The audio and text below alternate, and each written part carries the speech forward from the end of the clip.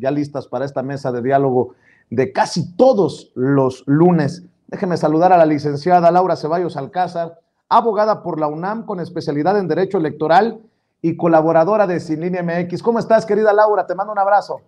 Hola, Vicente, querido, ¿cómo estás? Buen lunes a todos en el auditorio y a todos allá en Chicago, en el frío Chicago, y buenos saludos. Claro que sí, gracias, mi querida Laura. También saludo a nuestra reina de Xochimilco, a nuestra corresponsal Alina Duarte, ya llegó para dejar la víbora chillando. ¿Cómo estás, Alina? Hola, ¿qué tal, Vicente, Laura? Pues bien, aquí feliz de empezar la semana sin censura. Te mando un abrazo a ti, a Laura, al equipo y obviamente a la audiencia de Sin Censura. Déjenme iniciar con esto. Le voy a pedir a don David que me rescate de la mañanera las declaraciones breves, concisas, contundentes de un hombre que ha sido reconocido como un tejedor fino, muy efectivo, muy sin estridencias, y eso es lo que lo hace tan importante para el equipo del presidente Andrés Manuel López Obrador. Me refiero al secretario de Gobernación, Adán Augusto López Hernández, que hoy le refuta, es más, le patea el balón de regreso a la UNAM y a Graue, el rector de la UNAM, en torno al tema de la ministra Yasmín Esquivel. Esto fue lo que dijo Adán Augusto López Hernández, básicamente muy a la Serrano. No se hagan pendejos, hagan lo que les corresponde. No nos quieran enjaretar a nosotros lo que les corresponde a ustedes. Ahí les va. Échala, mi querido David. Buenos días a todas, a todos. Con su permiso, señor presidente. El pasado 12 de enero de este año, la secretaria de Educación Pública recibió una comunicación, un oficio, el número 3-2003-0011, firmado por el rector de la Universidad Nacional Autónoma de México, el doctor Enrique Graue, mediante el cual anexa el acta de un comité que se llama Comité de Integridad Académica y Científica de la Facultad de Estudios Superiores de Aragón, en relación con el caso del supuesto presunto plagio de un trabajo de tesis profesional de la ministra Yasmín Esquivel.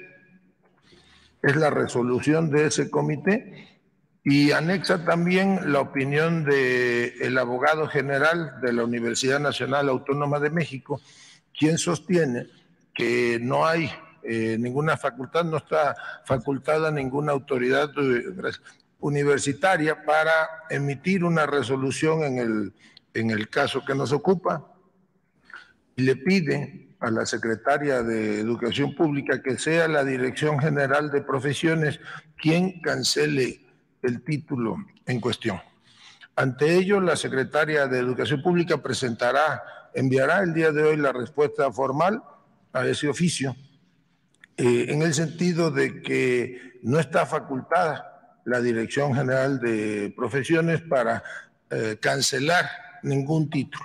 En todo caso, lo que la Dirección General de Profesiones puede hacer es cancelar el registro de un título, pero para ello tiene que haber una resolución judicial o una inhabilitación, cosa que no ha cumplimentado la Universidad Nacional Autónoma de México. Hay instancias que en este caso deben de resolver el asunto, que son el Consejo Universitario y el Tribunal Universitario. Entonces se le pedirá a la Universidad Nacional Autónoma de México, al señor rector, que no evadan la responsabilidad que tienen, sino que emitan ellos una resolución. Básicamente eso es la información. Bolas, así, cortito, contundente, sin estridencias, que no evadan su responsabilidad, que no se hagan tontos y que no estén tirando la pelotita. Tú eres egresada de la UNAM, mi querida Laura Ceballos. ¿Cómo ves esta situación? Creo que no se están escondiendo nada, no se están guardando nada y fuera cuchillos, fuera espadas, ¿no? Sí. El presidente y el secretario de Gobernación, Adán Augusto López Hernández, no, a nosotros no nos tienen la bolita, hagan lo que les corresponde. Mira, dice el dicho que si algo es bueno, si es breve es doblemente bueno, y las palabras del secretario son eso, breves, concisas, contundentes, no se anda por las ramas. Y mira, es bien sintomático de lo que buscan. Yo he sostenido desde el principio, yo me sitúo en la Yasmín Esquivel de hace 35, 37 años, que era una estudiante cualquiera y que elaboró una tesis como, ahí sí que, perdón, no me gusta, pero la haya sido como haya sido, con una asesora de tesis, etcétera, pero que es nada más una de las piezas de los requisitos previos a la presentación de un examen de titulación. Este examen, como también lo presentó en el video el ex abogado de la UNAM, es nada más como el requisito. Ya hiciste tu carrera, bueno, ahora tienes que hacer una tesis. La tesis es la presentación de una idea que tú generas, que tú investigas y que presentas como solución, digamos, a un problema. De ahí viene un examen profesional ante unos sinodales que son bastante despiadados y te preguntan todo lo que supuestamente tienes que saber y en lo que te basaste para hacer la tesis. Y una vez que que ya, o sea, aprobaste el examen, te dan una serie de recomendaciones de pasos que tienes que hacer, ir y presentar tu examen profesional, ya lo presentas, te dan tu calificación, vas y presentas tu título y después de todo el largo trámite de la titulación vas y solicitas una expedición de una cédula profesional ante la SEP. Y esta es la parte en donde se basa precisamente el secretario de Gobernación. SEP no es una instancia que pueda quitar y revocar títulos, porque eso le corresponde en dado caso a la universidad. La UNAM se ha lavado las manos, la FES dice, bueno, pues sí hay un plagio, pero pues ahí que decida la SEP. Yo te voy a decir una cosa, y esto es en estricto derecho y lo puedes confirmar con cualquier abogado. Ninguna ley debe tener efecto retroactivo si no es en beneficio de la persona a la que en un momento dado se le quiere aplicar. Quieren que con los ojos de hoy se sancione a una Yasmín de hace 35 años que no era ministra, que no tenía el poder de exigir, de torcer para que se le aprobara una tesis y que en un momento dado, si algo les parece que está mal, es el tribunal universitario el que debe de determinar cuál sanción le corresponde y retirarle, digamos, o invalidar el título como tal, pues tampoco invalida ni siquiera la obtención de la cédula profesional. La cédula profesional es justamente una licencia para operar como arquitecto, como dentista, como abogado, como significa que la universidad avala que tus conocimientos son los necesarios para desarrollarte como profesionista. Entonces, algo que también hay que destacar, querido Vicente, es que así como hoy seguramente va a haber expertos en reliquias mayas, ayer eran expertos en titulación y ni siquiera estudiaron ni derecho, ni se titularon en la UNAM, ni presentaron, ni elaboraron una tesis de titulación. Y esto es bien grave porque se vuelven expertos de todo y pues caen en el ridículo de no saber nada. Y también es muy evidente que todo esto, Vicente, lo han intentado desde hace mucho tiempo. A Riobó lo empezaron a atacar desde el día 1 en que el presidente lo nombró como parte de este grupo de asesores y pues se ha dedicado a ser el embellecedor de la ciudad, el ejecutor de varios de los planes de progreso a nivel ciudadano o de desarrollo de la ciudad desde que Andrés Manuel era el jefe de gobierno. Entonces, como no le han podido dar por un lado, pues entonces le atestan por el otro. Y yo creo que eso es lo que nos debe de dejar la lección. Más allá de que esperemos a ver si es cierto que el tribunal universitario se acaba de gastar su pólvora en elaborar una acusación formal por la vía formal, ya se acostumbraron a que todo es mediático y ahí linchan y bueno, pues ahí ya deciden. Más allá de todo esto, tienen que ir y presentar una denuncia formal en donde soliciten que se les retire de alguna manera el título, la cédula, el permiso para ser abogada a una persona que se tituló hace 35 años con las leyes y las formas que existían hace 35 años. Y yo no exculpo a Yasmín Esquivel y a las posibles Yasmín Esquivel que se pudieron haber titulado a través de este método, pero ojo, cuando tú ibas y estudiabas y pedías un tema de tesis, te decían, son estos, te daban tu repertorio, te daban de alguna manera cuál era, pues de acuerdo a tu inclinación, cuál era el tema y cuál era la bibliografía, y ellos te iban asesorando. Y si alguien en un momento dado puede llegar a tener una responsabilidad, en este caso en particular, pues es precisamente quien aprobó, quien diseñó, quien estuvo detrás de la tesis, de la elaboración. Entonces, creo que son muchas cosas que nos evidencian esta insistencia en querer derrumbar la credibilidad de una persona, más allá de que haya o no tenido la intención de titularse a través de la vía más fácil, que vamos a ponernos en palabras más jocosas, haya tenido la lana para comprar una tesis ya elaborada, que su maestra de tesis le dijo, mira, no hay bronca, aquí está el material. Más allá de esa alumna de hace 35 años, pues lo que tiene que pesar no es el linchamiento en redes, esto no funciona así.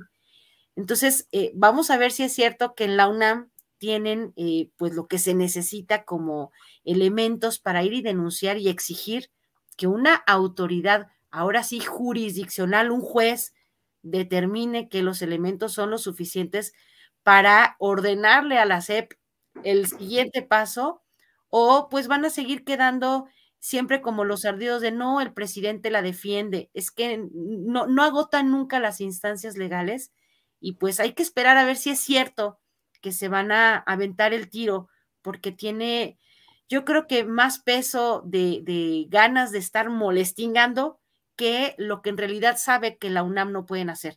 No tienen ni en la ley ni las facultades para hacerlo, ¿no? Fíjate la lectura que yo le doy.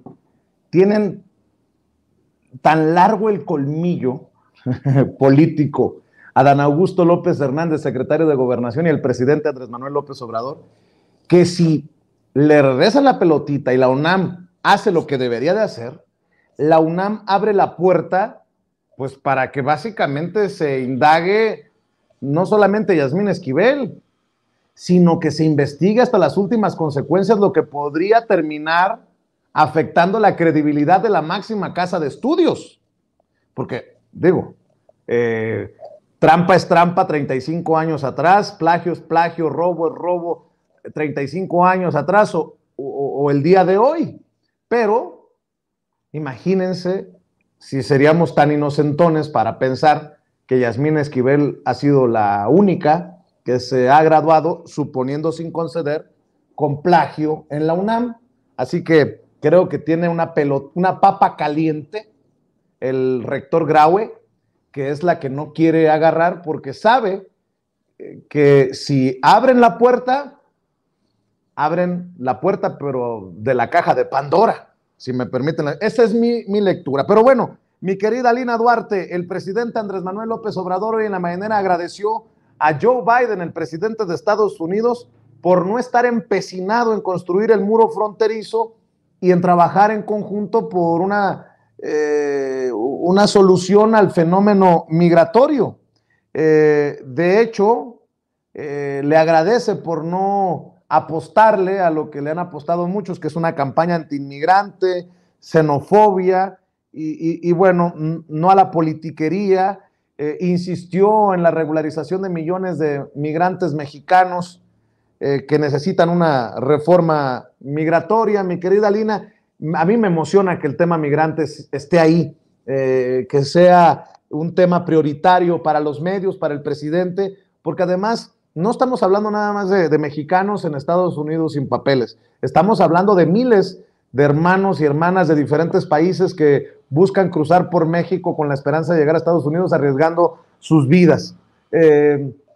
Y bueno, pues también acabar con la hipocresía, ojalá tarde o temprano, desde Estados Unidos, que por un lado necesitan de nuestra mano de obra y por otro lado le meten un gancho al hígado a nuestra gente. Mi querida Lina, escucho tus reflexiones sobre este tema que nuevamente se pone sobre la mesa en la mañanera. Pues mira, yo creo que ahí, Vicente, yo también estoy muy feliz, sobre todo por la justicia que merecen, como bien lo mencionan, no solamente nuestros y nuestras paisanas mexicanas, mexicanos en Estados Unidos, sino también millones de centroamericanos, centroamericanas y también en general de estos países despojados, ¿no? Lo que hoy se le considera el sur global. Creo que ahí muy pocas veces en los medios de comunicación se retoma la película completa de estos fenómenos migratorios, si bien son procesos naturales, ¿no? El migrar, también es cierto que han sido fomentados durante el último siglo a través de este imperialismo estadounidense que muchas veces se insistió en que era un mito y trataron de justificarlo a través de películas de Hollywood, ¿no? A través de esta gran industria cultural diciendo que el ejército estadounidense va a buscar libertad y democracia y son realmente los salvadores y la policía del mundo. Detrás de toda esta campaña, ¿no? De esta puesta en escena, de estos grandes shows mediáticos, culturales, lo cierto es que Estados Unidos tiene mucha responsabilidad dentro de estos procesos, flujos migratorios que no quiere hacerse cargo, no quiere responsabilizarse en mayor o menor medida. Hay muchísimos ejemplos durante las últimas décadas, golpes de Estado, ¿no? Todo el plan Cóndor en América Latina, que pues justamente generó el desplazamiento de miles de personas refugiadas, asiladas, de estas dictaduras impulsadas también con ayuda de Estados Unidos. Recientemente, pues si nos vamos a las últimas décadas, mucho se habla de estos flujos migratorios de Honduras, ¿no? Como si fuese un fracaso de los gobiernos centroamericanos, cuando no se habla del rol que jugó Estados Unidos en el golpe de Estado en contra de Manuel Zelaya en el año 2009, o incluso el financiar a estas contraguerrillas, ¿no? A los contras, por ejemplo, en Nicaragua, o el hecho de haber producido también a través de la expulsión de sus territorios con estas industrias transnacionales, estoy pensando en El Salvador, estos flujos migratorios que se dieron también con la guerra civil en los 80s, 90s, y que al final Estados Unidos recibe a muchos y muchas también provenientes del Salvador. Estos salvadoreños aprenden lo que hacen en Estados Unidos, estos clanes, estas mafias, y al final nuevamente son deportados a El Salvador, y así es como se originan, por ejemplo, las maras, ¿no? Eso no se cuenta dentro del imaginario colectivo, dentro de los medios de comunicación, el rol tan atroz que tiene Estados Unidos, más allá de las mal llamadas sanciones, medidas coercitivas unilaterales, el bloqueo a Cuba, insisto, las mal llamadas sanciones en Venezuela. Entonces ahora Estados Unidos habla de lo bondadoso que puede ser y generoso que pueden ser con algunas visas, pero no son suficientes comparadas con todo el daño que han hecho dentro de nuestros países. Y en el caso de México, bueno, el Tratado de Libre Comercio con América del Norte, firmado el 1 de enero del 94, pues es un antes y un después dentro de la vida de millones de campesinos, campesinas, de ejidatarios, ¿no? Que se les ha despojado también a través de las transnacionales, a través de pactos comerciales desiguales. Entonces, yo creo que teniendo eso claro, hoy obviamente no es menor que el presidente López Obrador ponga sobre la mesa el rol que debe tener Estados Unidos y lo mínimo aceptable sobre lo cual debemos de trabajar, ¿no? En esta relación trilateral con un Estados Unidos sumamente debilitado por múltiples factores, primero por el tema de la pandemia, de la guerra en Ucrania, después también por la pésima gestión que ha hecho en ese sentido el interno Joe Biden, ¿no? Que ha dado millones de dólares a Ucrania, pero no se ha puesto a pensar en los 40 millones de pobres en Estados Unidos. Y también claramente hay un cinismo, ¿no? Esta narrativa que necesita mano de obra barata, ¿no? O sea, que eso es lo que para muchos en Estados Unidos llegamos a ser los migrantes, personas de otras latitudes, y al mismo tiempo no se les da las condiciones laborales, no se les da un mínimo de decencia y dignidad, y lo que hemos visto es que solo en la pandemia somos trabajadores esenciales, ¿no? Nuestros paisanos son tratados así. Entonces yo creo que es más que justo y necesario que hoy haya una reivindicación del tema migrante, no solo para las y los mexicanos, sino para millones de afectados que hoy hacen grande a América, decía Trump. Bueno, es esa mano migrante también la que hace grande a Estados Unidos, y enhorabuena también por este gobierno que no desiste de poner esto sobre la mesa, Vicente. Aguántenme tantito, déjenme abrir un paréntesis, Laura, Alina, porque quiero darle la bienvenida a Rafael Barajas, el Fisgón, uno de los mejores, si no es que el mejor monero de México, publica en La Jornada y en El Chamuco, y también director del Instituto de Formación Política de Morena. Mi querido Rafa, te abrazo a la distancia. ¿Cómo estás? Buenas tardes. Pues muy bien, con el gusto de escucharte, con el gusto de estar contigo. Oye, Rafa, pues dame tu opinión acerca de lo de Coahuila, porque existe el riesgo de que se lastime, si acaso, la credibilidad del método de elección del candidato, o se le abra la puerta a cualquiera a enojarse, a patalear e irse a buscar a otro partido. Te leía muy duro con Mejía Verdeja. Dame tu opinión, Rafa, de esta situación. Sí, mira, es muy común en general en los partidos, no solamente en los partidos de izquierda, que los pleitos más fuertes no sean ni por estatutos, ni por principios, ni por estrategia, sino que se den por candidaturas. Con mucha frecuencia los pleitos más duros se dan por eso. Y esto tiene que ver con una cosa que es muy compleja, y es el hecho de que muchos políticos, o mucha de la gente que participa en política, se involucra mucho en la política y tiende a confundir su vida personal, sus proyectos personales y los proyectos políticos, digamos, de un movimiento. Es muy común, por ejemplo, que un alto funcionario, un presidente, se confunda con el país. Es muy común que un alto juez se confunda con la justicia. Y entonces esto hace, por supuesto, que cuando se dan cuando ya se entra al debate por los cargos, la gente se pelee a muerte.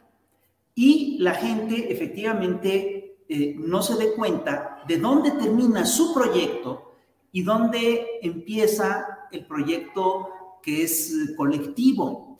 Y yo creo que esto es muy común dentro de los pleitos por las candidaturas dentro de las izquierdas. Entonces, si tú revisas la historia de la izquierda mexicana, te vas a dar cuenta que el grueso de las fracturas importantes se han dado, y no solamente de la izquierda mexicana, también del PRI y del PAN incluso, en fin, pero el grueso de las fracturas importantes se dan por cargos, se dan por candidaturas.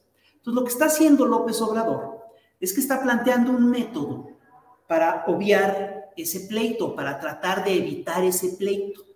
Y el método es muy claro. El método es hacer una encuesta y que el que esté mejor posicionado en la encuesta sea el que quede al final de cuentas.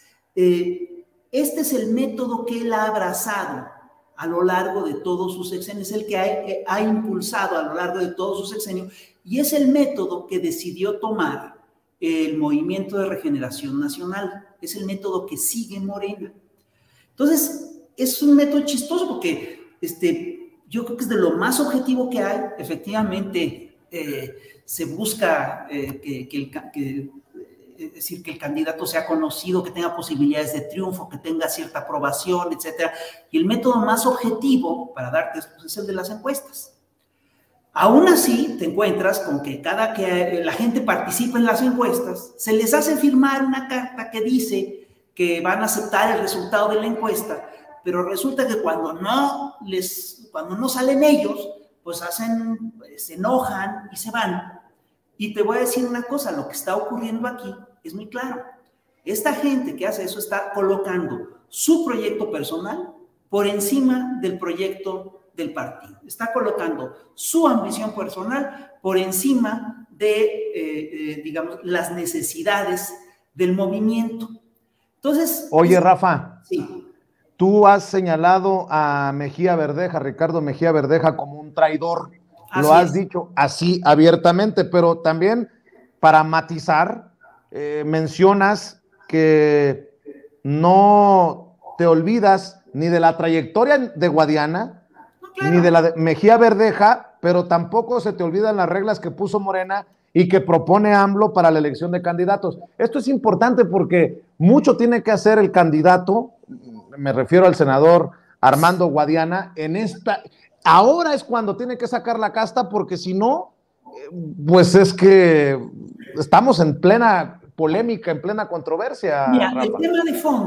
el tema de fondo es que hay estados de la República, entidades enteras de la República, en las cuales el movimiento apenas está arrancando, el movimiento no tiene una tradición tan profunda. Ojo, no quiere decir que no haya cuadros, que no haya buenos cuadros, los hay, pero no es gente que tenga el reconocimiento suficiente como para poder ser un buen candidato.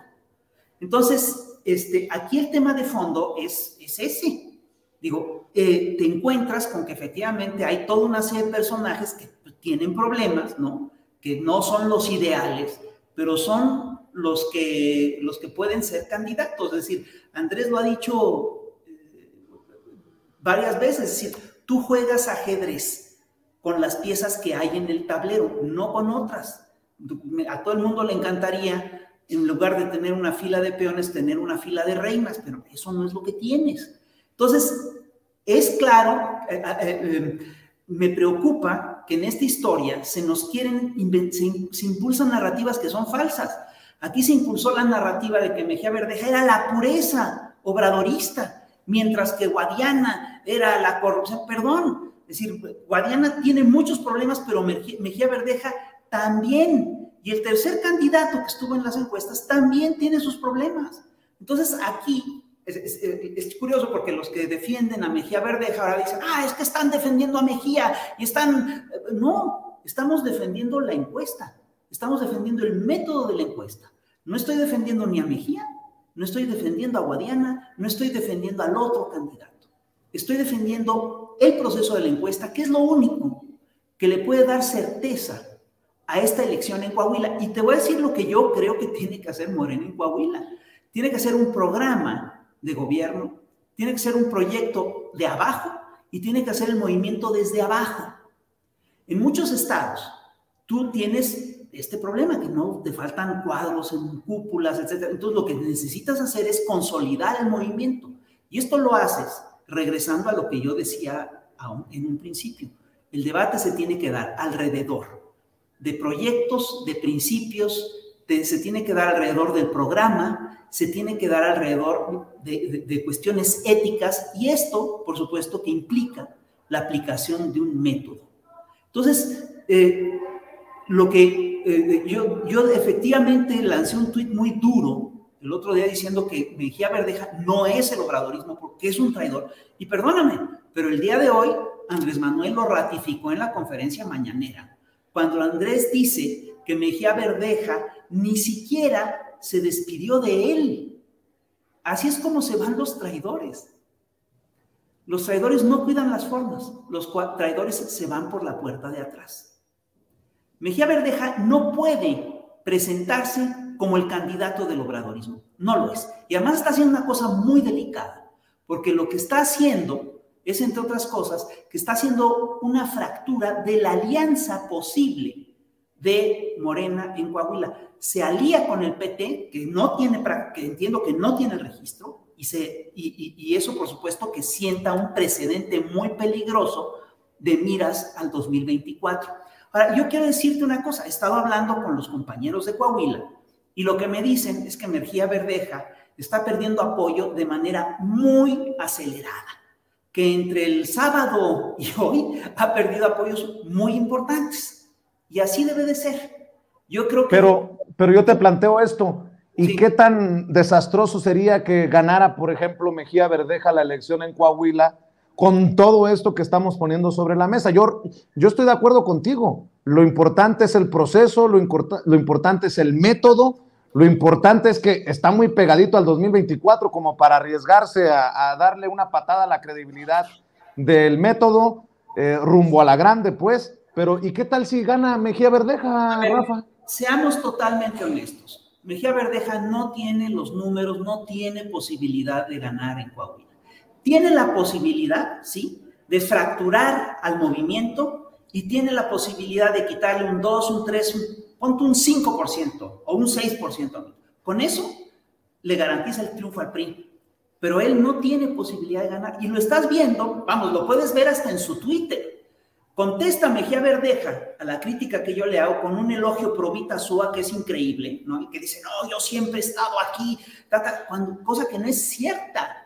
El señor, te digo, dice, no conoces mi historia personal ni mi lucha contra el moderato y el apoyo de siempre al presidente López Obrador. El señor oculta en este tuit que apoyó a Anaya en el 2018, digo, que no mienta, o que no nos presente como una verdad completa, una verdad parcial. El señor no... Esto es a lo que se refiere el presidente Andrés Manuel López Obrador cuando dice que no usen su nombre, porque dice en respuesta a tu tuit: no conoces mi historia personal ni mi lucha contra el moreirato y el apoyo de siempre al presidente López Obrador desde que era dirigente del PRD. Es muy fácil descalificar sin entender circunstancias. Los ciudadanos son libres y no quieren la imposición de Mario Delgado, dice Mejía Verdeja. Por favor, que te fijes cuántos likes tiene este tweet.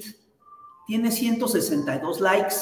Tú dime si ese es el tweet de un ganador, de un señor que tenga la posibilidad de ganar una elección estatal. Pues es un chiste. Está muy claro lo que está ocurriendo. Entonces, lo que yo sí te digo es que lo que procede ahorita es una cosa muy simple. A los traidores primero se les denuncia y después se les hace el vacío. Y yo sí creo que este señor cometió un error muy grave. Y es un acto de traición. Es decir, el caso de Coahuila lo han querido equiparar al caso de San Luis. No lo es. Es decir, en la encuesta interna de Morena, Mejía queda en tercer lugar. En el caso de San Luis, el candidato que era del PP estuvo siempre en primer lugar. Es decir, son casos totalmente distintos. Entonces, y una última cosa que quiero señalar, es muy común, es decir, me llama poderosamente la atención cómo se dan los debates en Twitter, porque te arman una narrativa que la gente tiene la propensión de armar narrativas alrededor de cosas que no dijiste para atacarte. Y ya me pasó con el tema de los niños con cáncer. En una ocasión hicimos un análisis con Hugo López-Gatell acerca de lo que son, del tema de los niños con cáncer y cómo utilizaban las empresas intermediarias estos casos para presionar las negociaciones. Y acto seguido nos hacen una campaña, a Gatell, a mí, a otros compañeros del Chamuco, diciendo que estamos diciendo que los niños con cáncer son golpistas. Eso jamás lo dijimos, jamás lo diríamos. Estamos diciendo otra cosa. Ahorita nos están haciendo una campaña diciendo que estamos defendiendo a Guadiana. No estamos defendiendo a Guadiana. Estamos defendiendo el método, estamos defendiendo el proyecto, estamos defendiendo al movimiento. ¿Sí? Y, perdón, es decir, yo sí creo que en todos estos casos es muy importante el apego a la verdad. Pues mi querido Rafa, seguramente esta no será la última oportunidad que tengamos de platicar sobre este y muchos otros temas. Sé que tienes un compromiso, ya me lo había adelantado Ceci, y desde aquí te mando un abrazo y por favor, regresa sin censura cuando puedas, Rafa. Sí, nada más una última cosa. El método de las encuestas tendrá muchos problemas, pero es de lo más confiable que hay. Mejía Verdeja tenía la posibilidad de revisar cómo estaban las encuestas y no lo hizo. El señor está mintiendo. Entonces, bueno, perdón, hay que revisar la actuación de este personaje. Ya estuvo suave de gente que se monta en el movimiento para echar a andar sus proyectos personales. Te agradezco, Rafa. Rafa, sé que andas ocupado y desde acá un abrazo y mi agradecimiento y de la audiencia de Sin Censura. Rafael Barajas, el gran Fisgón, uno de los mejores, si no es que el mejor monero de México, publica en La Jornada, publica en El Chamuco y es director del Instituto Nacional de Formación Política de Morena. Regreso con Alina y con Laura. No sé si tengan que salir corriendo, pero tal vez un comentario para cerrar con esto, mi querida Alina. Tú que también andas en el corre-corre, sé que tú sí tienes que salir corriendo, Alina, me quedo con Laura. Un comentario para cerrar y obviamente tus redes sociales y tus trincheras, Alina. Bueno, yo creo que hoy estamos ante los cimientos, ¿no? De lo que realmente puede ser una cuarta transformación. Ahí hay mucho que debatir, justamente con el Fisgón. Estamos aspirando a que sea el debate, sean las propuestas, sea la revolución de las conciencias las que nos lleve realmente a ir al fondo, a la raíz de todo esto, ¿no? Y ahí hay mucho que poner sobre la mesa. Yo creo que el tema de una democracia real queda superado por una participación amplia de la ciudadanía ciudadanía, que es el poder popular, y eso es de lo que estamos aspirando a construir, ¿no? Yo creo que hay mucha gente que logra perderse en estas brújulas aspiracionistas, en donde al final suena muy de personas exitosas el tener una candidatura. Yo creo que ahí es cuando uno se da cuenta de que el pueblo pasa a segundo plano, de que los intereses personales por sobre los colectivos realmente darán muy pocos frutos, pero yo estoy convencida, Vicente, de que la historia siempre nos pone en nuestro lugar, sea a través de la traición, sea a través de la colectividad, a través de los esfuerzos, ¿no? Que se van sumando, y ahí hay una gran apuesta que es, nuevamente haciendo el comercial, pues desde el Instituto de Formación Política, eso es lo que estamos haciendo, es tratar de debatir, de poner todo sobre la mesa. Yo creo que no es el tratar de negar que hay muchos vicios, que hay muchas contradicciones que son propias de cualquier proceso de transformación, así sea la revolución sandinista, la revolución cubana. Yo creo que hay muchas cosas que se tienen que debatir, pero para eso estamos, ¿no? Y por eso le apostamos siempre a construir en conjunto, a construir en colectivo, nunca a través de las traiciones y de los intereses personales. Y ahí creo, Vicente, que está siempre la respuesta, el poner siempre con el pueblo, para el pueblo, desde el pueblo, todas las herramientas posibles. Y yo creo que ahí es donde tiene que latir el corazón de cualquier persona de izquierda, de cualquier revolucionario, ¿no? Siempre desde la izquierda, siempre desde la congruencia, desde la ética, y pues a eso hay que seguirle apostando. Y pues bueno, a mí me pueden seguir en Twitter, se los agradecería mucho, ahí es donde también lanzamos muchas ideas al debate, también algunas provocaciones. Me pueden seguir en Twitter en @AlinaDuarte_, en Instagram _AlinaDuarte, en facebook.com/AlinaDuarte periodista, y todos los días aquí a través de Sin Censura. Te mando un abrazo a ti, Vicente, a mi comadre Laura, a Ceci, a don David y a toda la audiencia de Sin Censura, que sin ellos y ellas pues esto no sería posible. Un abrazote y feliz inicio de semana. Gracias, querida Alina, nuestra corresponsal Alina Duarte, nuestra reina de Xochimilco, hablando sin censura. Me quedo con Laura unos minutos más mientras pueda. Laura, tu opinión, porque creo que es importante, porque hoy es Coahuila, el próximo año va a ser la Ciudad de México, va a ser la grande, y si las cosas están así como están en Coahuila por un estado, sin demeritar obviamente, saludos a la gente de Coahuila, pues imagínate, por la capital mexicana y por la grande.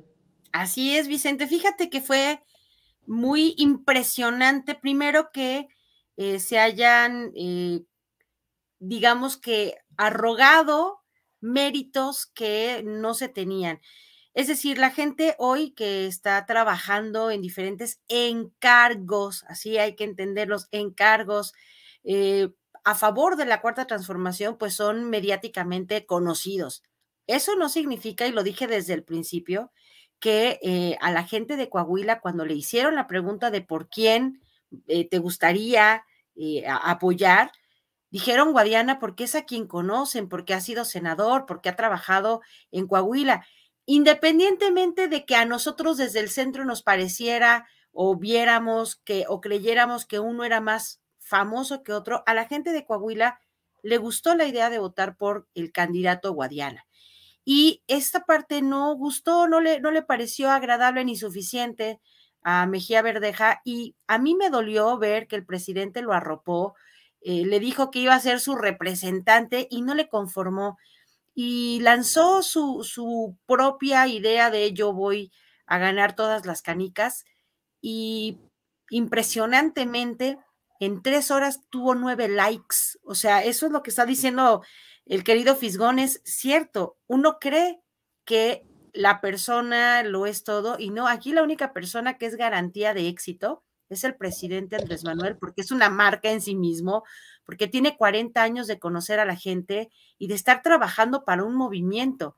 Pero la idea de la Cuarta Transformación somos todos, no nada más es una persona que se llame Juanito Pérez y que crea que por el encargo tiene más credibilidad o, no sé, gusto entre la gente. Eso es lo que nos tiene que dar mucho ojo, mucho foco. Y como dices, no es por demeritar el estado de Coahuila, pero si a la gente de Coahuila le ponen entre 2 opciones y votan por el hoy senador Guadiana, es porque le conocen más. Y aquí no se trata de popularidades personales, sino de lo que para la gente representa una garantía.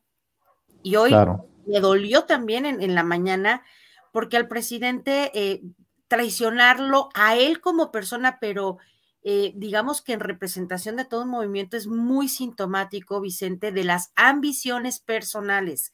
Aquí no se trata de si yo soy famosita y entonces ya me imagino que merezco una candidatura, porque entonces estoy trabajando para mis propias ambiciones, no a favor de un grupo de gente a la que yo puedo beneficiar como funcionaria, como activista, como informador. Yo creo que hay que situarnos, tomarnos dos de Ubicatex cada día y dejarnos de esta idea de que ahora cualquiera que sale en redes pues ya es influencer y van a votar por él o ella, porque sí, yo creo que esto es bien importante.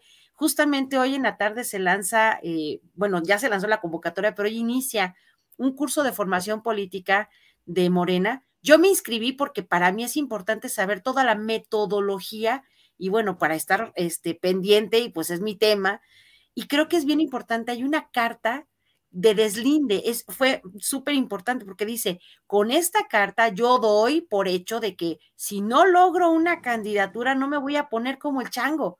Tú tienes que firmar ahí de que estás de acuerdo que vas a tomar el curso, en mi caso es puramente informativo y formativo, pero la gente tiene que entender que el tomar un curso o militar o poner hashtags fulano o sutana no te da de facto un pase VIP para acceder a un puesto de mayor envergadura que el que tienes. Entonces, esto que está pasando lo vamos a estar viendo muchas veces, lamentablemente, porque a veces las ambiciones personales obnubilan el pensamiento de las personas que desgraciadamente eran útiles en ese encargo en el que estaban trabajando. Esa es una tristeza porque se pierde un buen funcionario y se gana un mal político. No supo jugar, no supo que hay tiempos y que hay momentos en los que no tienes todas las cartas contigo.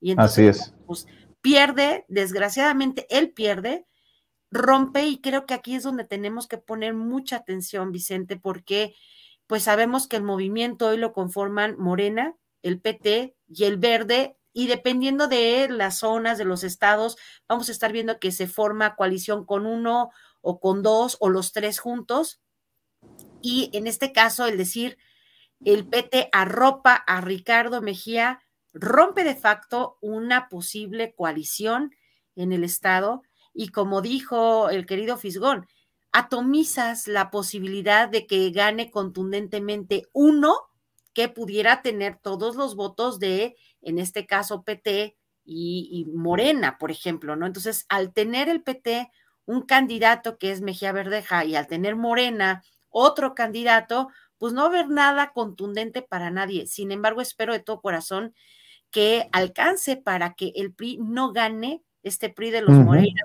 supuestamente quieren derrocar, y que alcance precisa y justamente para que cambien de estafeta, que cambie hacia un gobierno de la gente, pero con estas ambiciones tan malsanas, no creo que lleguemos a nada.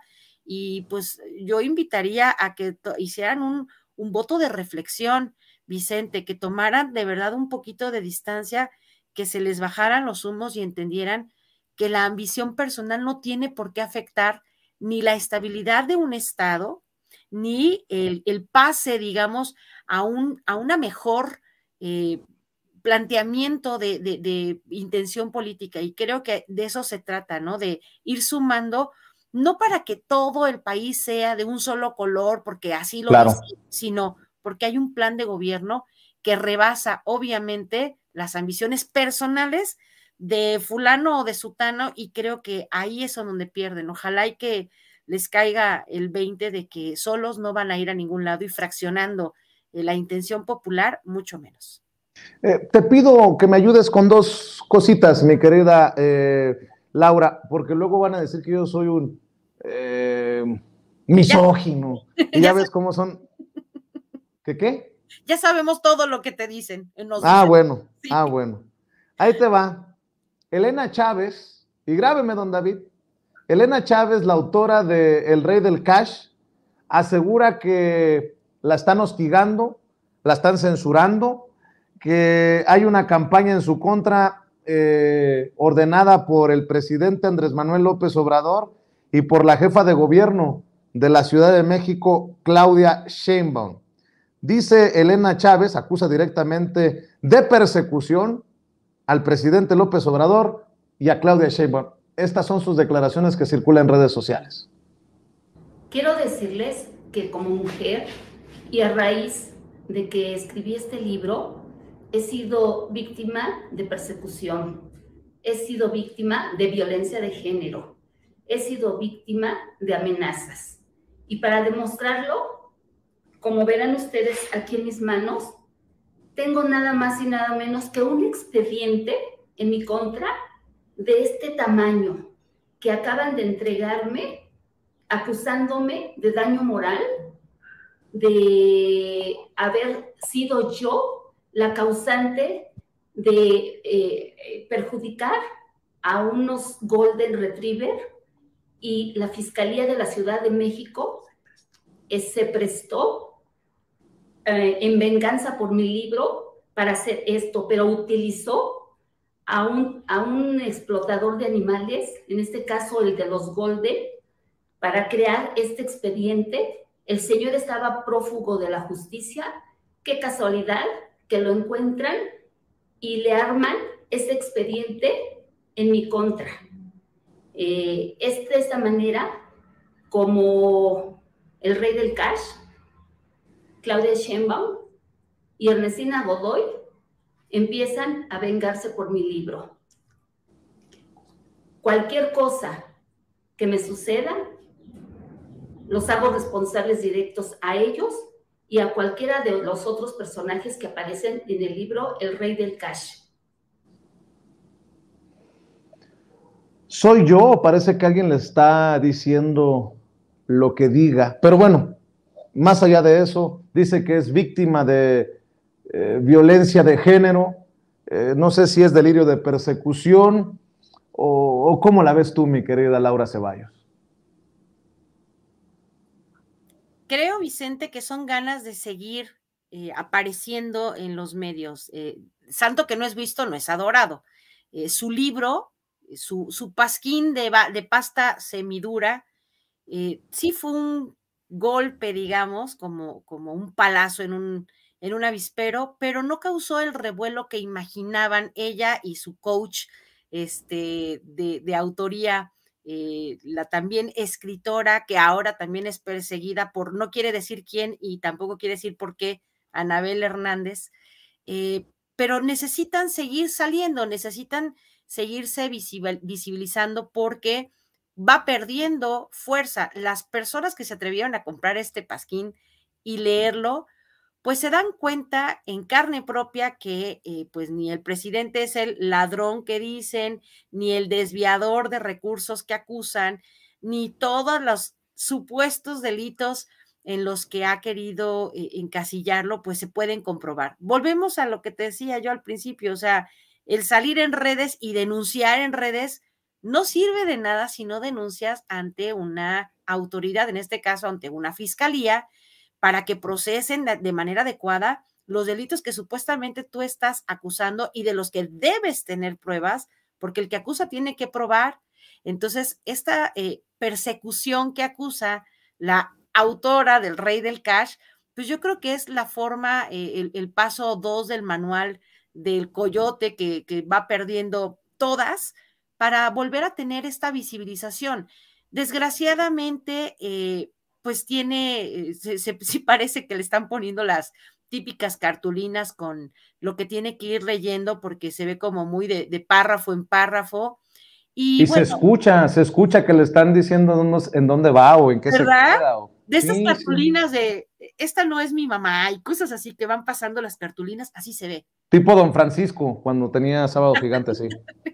Exacto. Bueno, pero y digo, mi querida... No creo que sea misoginia de tu parte, querido Vicente, no es violencia política ni violencia de género, pero nada más como cierre. El que acusa tiene derecho a defenderse, pero ojo, también tiene que probar. Y de este lado yo creo que hay mucha gente dispuesta y con argumentos bien sólidos para defender al presidente. Entonces, ella empezó ahora que se aguante, digamos, que la respuesta de toda la gente que tiene mucho que decirle y que probar sobre el desmentido que merece cada una de sus aseveraciones que no presenció, pero curiosamente sí plasma en su libro, ¿no? Así es. Querida Laura Ceballos, licenciada, ¿por qué no cerramos invitando a la gente para que vea, escuche lo que tienes que decir, para que lea lo que tienes que opinar en redes, en tus trincheras, en tus espacios? Y saludos a todos los amigos de Sin Línea MX. Muchas gracias, querido Vicente. Estoy yo en Sin Línea MX a las 11 de la mañana todos los días, excepto cuando salgo a trabajar. Hoy salí, tuve que ir a juzgados, pero bueno, a las 11 de la mañana en Sin Línea MX, en las cartas sobre la mesa, y estamos también, bueno, en el Facebook como Laura Ceballos Sin Línea MX, en el Twitter como @CeballosLaura, y escribo para Sin Línea MX y también para Políticos al Desnudo. Así que muchas gracias, Vicente. Síganme y acompáñennos también en esta otra forma de informar que hacemos desde redes sociales. Gracias a toda mi familia aquí en Sin Censura, a todos los compañeros. Y pues nada, feliz lunes. Claro que sí, un abrazo a la licenciada Laura Ceballos por hablar sin censura. Y